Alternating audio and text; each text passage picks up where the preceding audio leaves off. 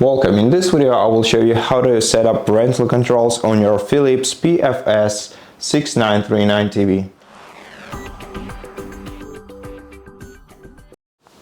First of all, from the home screen of your TV, navigate to the gear icon in the top right corner of the screen, and then once you enter the settings menu, scroll down to child lock section in here. Open it, and now to enable parental rating, select this option. This will set the minimum age to watch programs. Now you're gonna have to enter the code, and to enter the code you're gonna have to use a specific button on your remote control with 1 to 3 digits on it. Press it to enable the on remote keyboard, and using this keyboard enter your current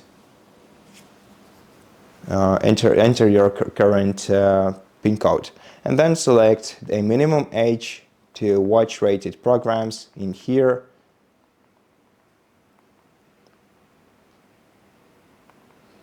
and click OK. Once the age is selected, just press back, and this way you will enable parental rating.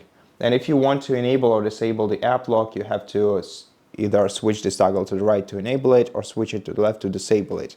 And once again, in order to perform this action, we're going to have to press the same button enabling the keyboard on our remote control and enter the PIN code.